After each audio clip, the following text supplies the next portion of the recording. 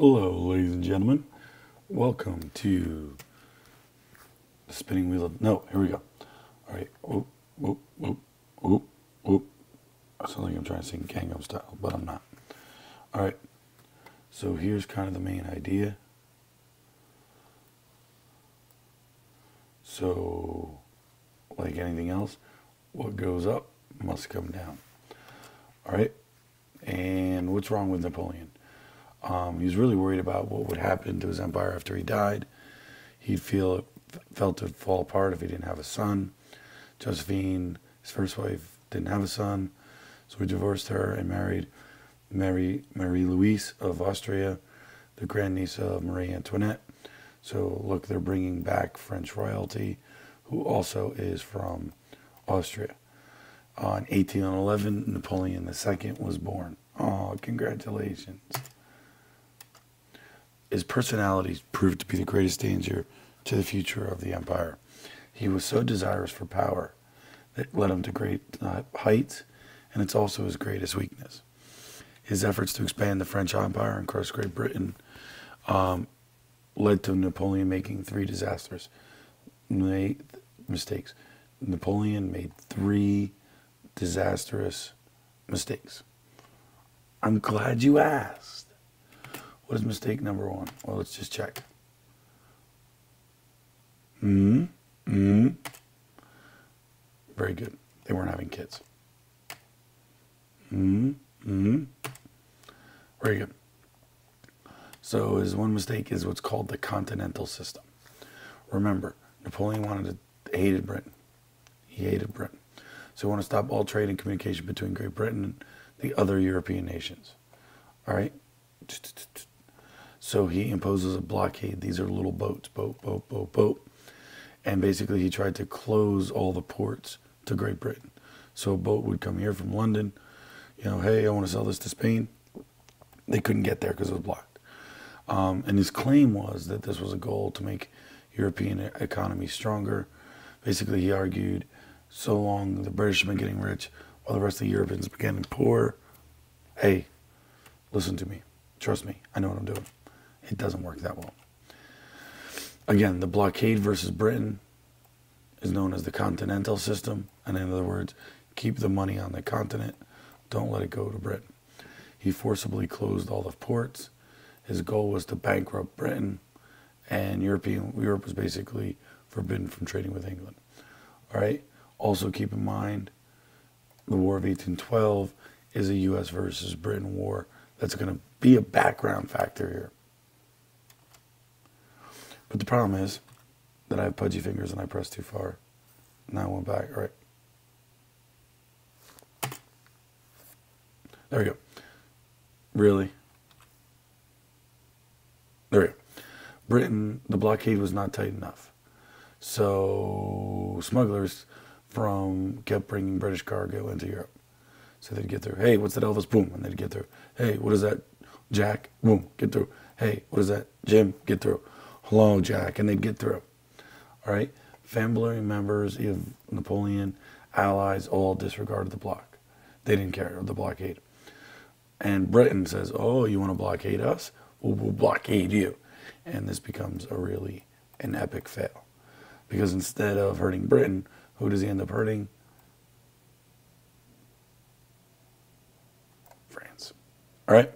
Big mistake, big mistake, big mistake. Speaking of big mistakes, here's the problem. Mistake number 2. Or as they say in French, deux. Portugal was ignoring the Continental System. Remember Portugal out here on the peninsula. Right? So when he wants to go attack Portugal, what does he have to march through? Spain. The Spanish people get upset. They riot. They partly riot. Why do they riot? Reason number 1 is Napoleon basically replaced their king with his brother. Reason number 2 is they're afraid that Napoleon's going to mess with the Catholic Church. We talked about this already. How did the Spanish win? For 6 years, the Spanish peasants used guerrilla warfare. There was no open battles. Small groups would ambush the French, and then flee into hiding.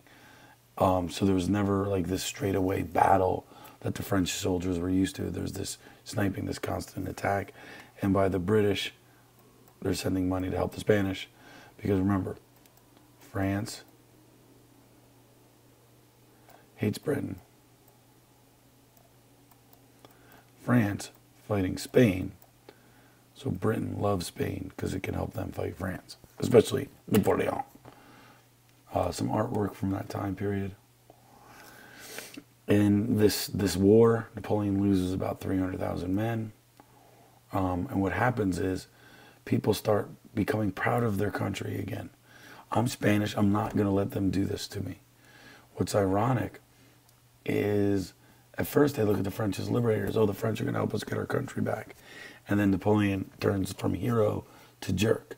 Oh, they're going to free us. Ooh, now we want to get freed from them. We talked about the Spanish guerrillas. Germans and Italians all turn against the French. So all of a sudden Napoleon's fighting wars on many, many fronts. Mistake number 3 is his most disastrous. It is his biggest mistake. It's the reason historians say we should study history, because if Hitler had paid attention to Napoleon, who knows what would happen. In 1812, Alexander I, the Russian Tsar, Alexander I, the Russian Tsar, is selling grain to Britain. So money is going from Britain to Russia. Who's mad about this? France. And France and Russia are both competing over Poland, so they're kind of pushing, they're shoving. They're mad at each other. No, you're a jerk face, you're a jerk face. All right? And he marches basically 500,000 troops, 422,000 troops into Russia. As Napoleon walks in, Alexander has his troops marching backwards, and they practice a scorched earth policy. They basically burn everything that could be eaten by the French soldiers. Because the further the French soldiers get from France, the deeper they get into Russia, it tests their supply lines. The Russians have supplies coming from the back all the time, so basically they're making the French starve to death. Here you see it. Blue is the French march in. Red is the French march out. Look at the dwindling numbers. This is a little different. This, at Polotsk, Hitler basically split some of his troops off to protect his flank. All right? And you'll see that at the end of the war, when the French are marching back, about 30,000 of the survivors from here join only 20,000 survivors here to get the heck out. By the end, only 10,000 of the Russian soldiers make it out. What's the problem? They get to Moscow in October, November, December. What is happening? I'm glad you asked. Because what's happening is it's snowing. And these guys are starving. They're freezing to death. What's amazing is when Napoleon got to Moscow, it was burned to the ground. Why did they burn it to the ground? Because they'd rather burn Moscow than watch Napoleon take it over. The invasion of Russia again. Napoleon marched into Moscow to find it burning into his flames. Alexander destroyed his holy city instead of letting the French take it over. Once Napoleon said, oh God, this isn't going to work, decides to turn back, it's the winter. Russians, raiders mercilessly attack the retreating and the very tired French army. So as the French are retreating, the Russians are just boom, boom, boom, boom, boom, boom, beating them. Many soldiers died in battle, died of their wounds, exhaustion, hunger, and the cold. By the end, Napoleon's troops go from about 422,000 to about 10,000. Wow, that's bad. Because he hated them. Good.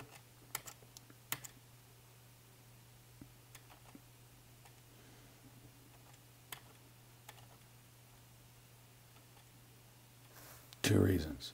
Brother King, Catholic Church. Good. Good. That hat.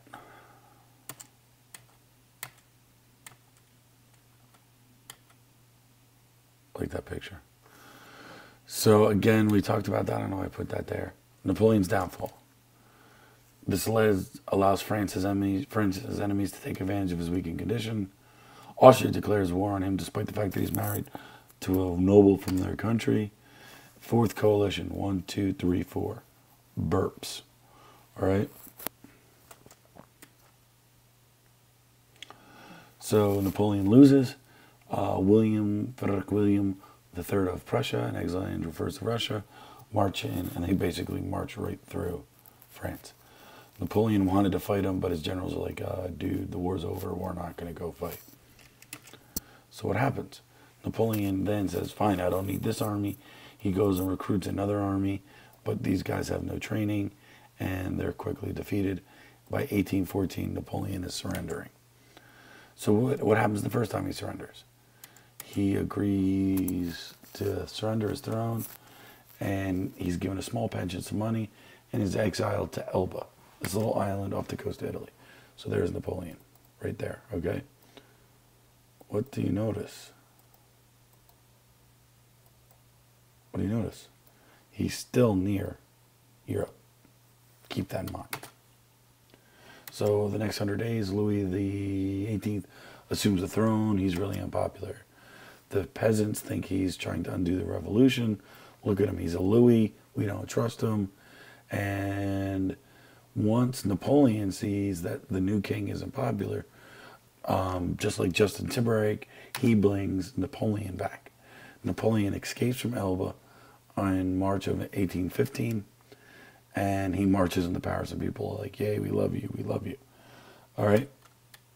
They love him because he was a popular emperor. They're not thinking about why you lost all these battles, you killed all these men. Once he marches through, thousands of men join the army, and within days, he's the king of France again, or the emperor of France. So Louis the 18th, out. Napoleon, in. The Allies, the Burps, the British, the Russians, the Prussians, the Austrians, the Swedish, they see all this and they're like, whoa, whoa, whoa, whoa, whoa, whoa. Not a good idea. Every day they're hustling. And they prepare for battle near Waterloo, Belgium. Napoleon attacked. He said, we're going to attack here. But the Allies outnumbered him. And the 100 days in the Battle of Waterloo is the last part of Napoleon's bid for power. If you have a moment in your life where it's an epic fail where you give up, you would call that my Waterloo. All right? That moment when you realize that all is lost and you give up. Like I gave up my singing career a few years ago. So they decided to send him far, far away. He's shipped to St. Helena, which is in the South Atlantic. He lived alone in exile for 6 years and died in 1821 with stomach problems. There is some theory that while he was in St. Helena, those stomach might have been problems, might have been something called poison. That they were slowly feeding him something that they knew would kill him. Much controversy about that, but it's a cool little anecdote. All right, so Napoleon summed up. Genius. Brilliant. Risk taker. And the question is, were all his wins worth all his losses? What did he win? He won land. He had these great military achievements. But like we saw in Russia, his losses are a lot of dead people.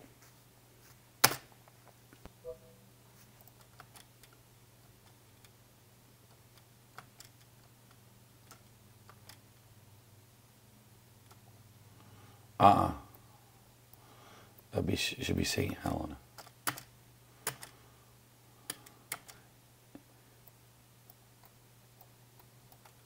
Ego. Napoleon's first mistake, Continental System. Second mistake, Peninsular War. Third mistake, invasion of Russia. Can you do these four? 1, 2, 4.